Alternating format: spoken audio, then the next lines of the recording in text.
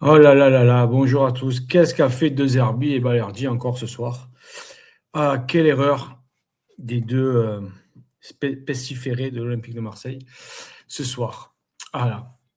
Allez, on va commencer le débrief de suite de ce match et de tout ce qui a pu se passer avant et pendant le match.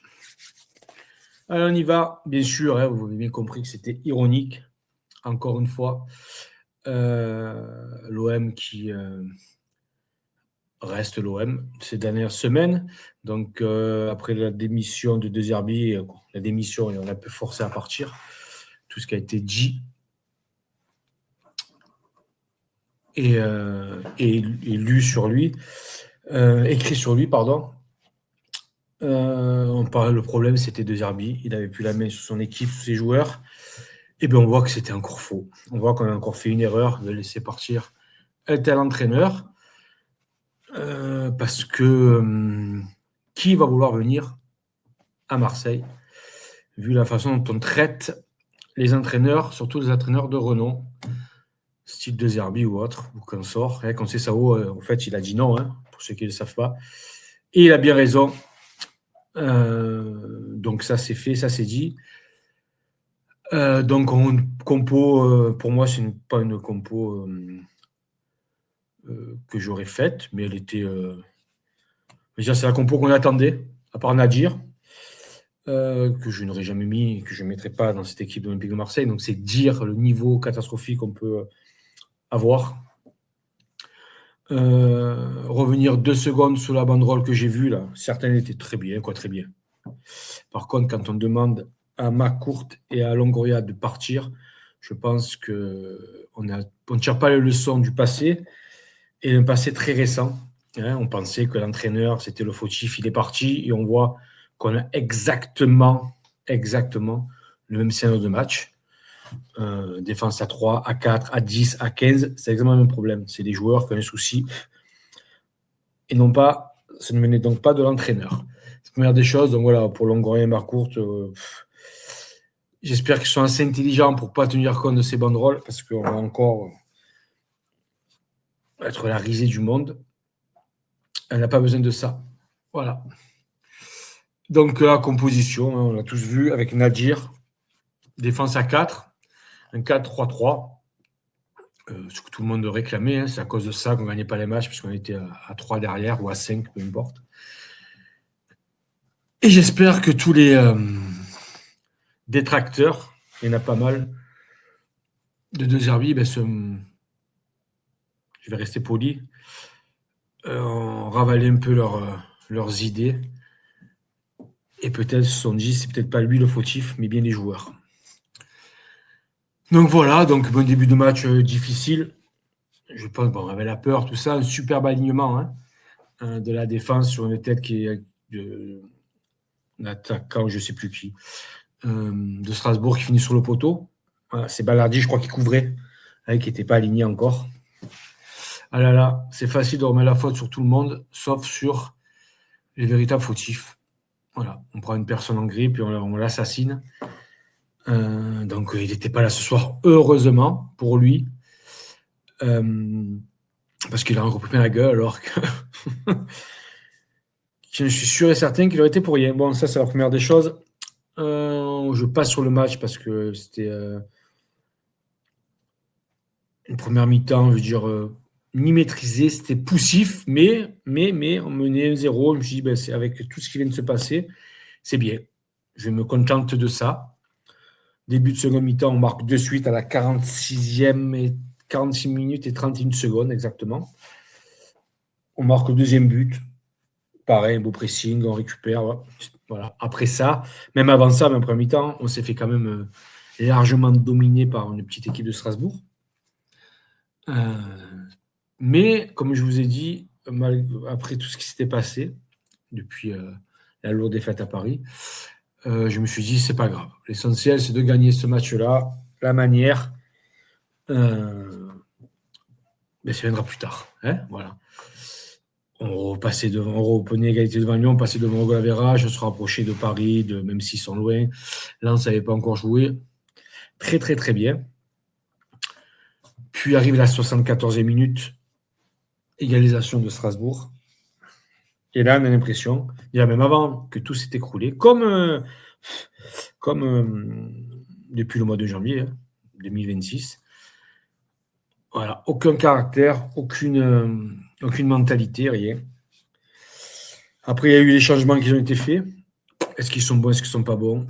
De toute façon, ça n'a rien changé au résultat, je pense. C'était écrit et c'est tout ce que je pense. Quelque part, je suis énervé et je ne vais pas dire content, mais pas loin, pour tous les détracteurs, les pseudo-professionnels, anciens pros, anciens entraîneurs, qui disaient que De Zerbi avait pu son vestiaire, que c'était à cause de lui, parce qu'il ne tenait pas ses joueurs. Il était trop dur, trop les pauvres petits joueurs. On l'a vu à Rennes, changement d'entraîneur. Ça a très bien fonctionné contre Paris, on a mis 3-1. Est-ce que les joueurs ont pris pour des cons leurs supporters à Rennes? Je pense. Pareil, l'entraîneur, le pauvre, c'est trop dur. Il crie, il n'est pas gentil avec nous, pauvre petit garçon. Mais chez nous, je pense qu'en plus qu'ils nous prennent pour des cons, parce que pour en arriver là, pour que l'entraîneur parte, parce qu'après les échos, vous savez, les langues se délient après. Il y avait certains joueurs qui étaient plus contents, ils ne comprenaient plus, ils ne voulaient plus faire les efforts, donc on dégage l'entraîneur. En plus que nous ont pris pour des cons pendant plus d'un mois et demi. D'après ce qu'on dit, certains qui ne voulaient plus de Zerbi, en gros. Et bien, ils continuent. Et on prouve qu'ils sont faibles. Mais nous, encore, on est là à dire on veut un entraîneur, un grand entraîneur, mais personne ne viendra. Voilà, je vous explique. Aucun grand entraîneur viendra. Avec il vient, c'est bien. De toute façon, il faut trouver quelqu'un. Pancho, je l'adore. C'est un super bonhomme, un super mec, si vous voulez, mais bon. Voilà, il n'a pas les épaules encore pour entraîner l'Olympique de Marseille pour moi. Et surtout, je continue à lire. On n'apprend pas de nos erreurs, on continue à lire. Benassia part, Longoria part, Marcou vend de club. Mais qui va acheter ce club? Dites-moi, avec l'instabilité qu'il y a. Dites-moi qui achètera ce club. Dites-moi en commentaire ce que vous voulez. Qui va acheter ce club? Qui va vouloir reprendre ce club et pourvu qu'il ne parte pas, parce que je pense que ça sera catastrophique s'il vient partir. Voilà, pour le moment. Tant qu'il n'y a pas de vrai rachat, ne demandez pas à ce qu'il parte, ne n'oubliez pas tout ce qu'il a fait, ne demandez pas tous les joueurs qui sont venus à l'OM grâce à Benassia et à Longoria et à monsieur Roberto De Zerbi. Je vais revenir sur ça d'ailleurs, parce que on a un joueur exceptionnel à l'Olympique de Marseille qui s'appelle Mason Greenwood et qui a grandi grâce à monsieur Roberto De Zerbi. Et moi, je vous assure que fin d'année, on n'a plus Mason Greenwood à l'Olympique de Marseille. On n'a plus Mason Greenwood à l'Olympique de Marseille. Il rejoindra De Zerbi dans son futur club. Il suffit qu'il ait un grand club. Et je pense qu'il aura un grand club parce que les grands clubs, les grandes équipes savent reconnaître les grands entraîneurs. Et les faire venir et les garder surtout. Et on a beau m'expliquer que Arteta, ce n'est pas la même chose en Première Ligue parce qu'ils ont beaucoup plus d'argent. Niet, négatif. Tu gardais deux arbitres, c'était que tu te qualifiais pour la Ligue des Champions l'année prochaine. Et l'argent, tu l'avais. Donc, c'est une fausse excuse de dire qu'on ne peut pas comparer la Première Ligue. Quand tu veux garder un entraîneur parce que tu sais ce qu'il vaut et ce qu'il peut t'apporter, tu le gardes. Voilà. Donc, aussi un grand chapeau à Timber. Je trouve qu'il a fait un gros match. En général, à part ces deux joueurs qui étaient au-dessus du lot, pour le contexte, tout ça, je trouve que c'était un match difficile. On a été dominé plus ou moins pas plus ou moins, on a été dominé tout court par Strasbourg, mais c'était jusqu'au but. C'était un match, oui, cohérent par rapport à la situation. Voilà. On ne demandait pas plus. Tu mènes 2-0, c'est inadmissible de se faire remonter encore une fois, mais surtout au Vélodrome à 2-2. Ce n'est pas possible. Emerson qui a fait un gros match, fait une erreur de... Allez. Enfin, j'avais débutant, mais à mon époque, c'était, on va dire, les juniors, cadets, juniors. Voilà. Mais c'est pas possible de faire une telle erreur à ce niveau-là. Mais je ne comprends pas. Voilà, je ne comprends pas où veut aller ce club, où veut aller cette direction, où veulent aller ces supporters qui demandent la démission de tout et n'importe qui. Mandrols avait fait sauter, je ne sais plus ce qu'il avait marqué. Quand on arrivera à comprendre dans ce club, et aussi les supporters, que tant qu'on restera comme on est actuel, c'est-à-dire de l'impatience, de l'incompréhension, on restera un petit club. Il faut arrêter de croire que l'Olympique de Marseille est un grand club. On n'est plus un grand club. On fait partie au maximum des 30 meilleures équipes d'Europe, mais au maximum, et je suis très gentil, et on est à notre place, 3e, 4e de la Ligue 1. Arrêtez de croire qu'on est un grand club. Voilà. Tant qu'on aura cette instabilité, surtout avec les entraîneurs, ça ne pourra pas fonctionner. Voilà, je suis très en colère encore que des arbitres soient partis.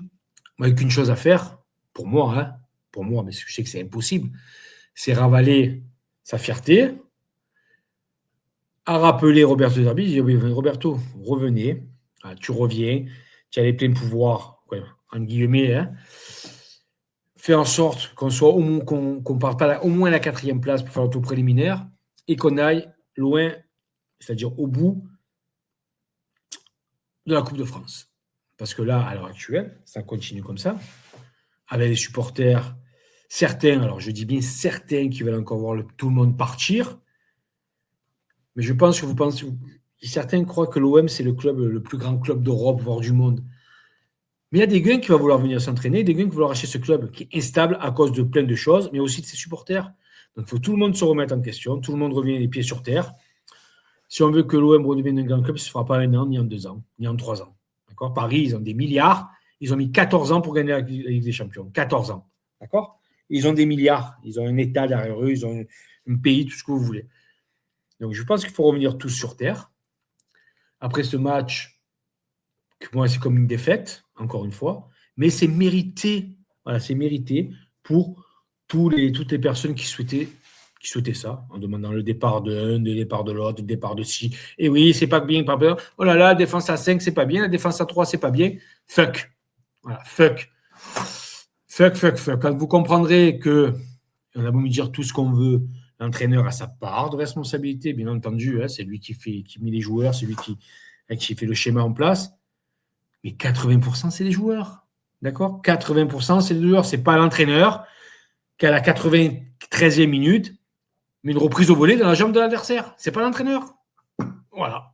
C'est pas l'entraîneur qui, sur une touche, le gardien ne sort pas pour récupérer le ballon et qu'on prend un but. C'est pas l'entraîneur. Ce n'est pas l'entraîneur. C'est pas l'entraîneur. Voilà.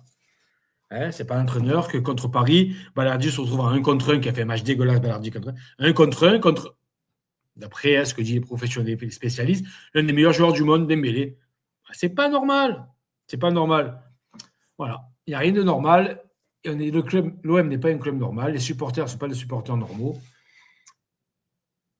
Et même si j'aime ce club, comme je vous dis souvent, j'ai 48 ans, depuis que j'ai 8 ans, peut-être même avant, je suis ce club.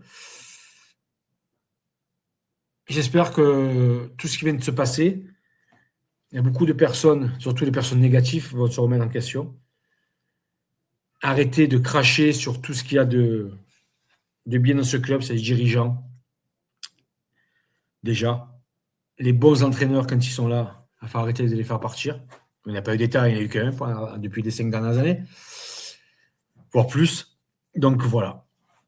Donc sur ce match catastrophique, sur ces banderoles, une catastrophique, sur cette semaine catastrophique pour l'Olympique de Marseille, je vous dis passez une bonne soirée. Laissez-moi les commentaires. Et tout ce que je dis là, bien sûr, ça n'engage que moi. Mes propos n'engagent que moi. Je n'ai pas forcément raison, mais je n'ai pas forcément tort non plus. Voilà. Donc, on se retrouvera début de semaine pour une nouvelle vidéo, en espérant qu'on ait un entraîneur, quel qu'il soit. Et voilà. Sur ce, passez une bonne soirée, un bon week-end malgré la défaite, et toujours pareil pour les vrais supporters. Allez l'OM.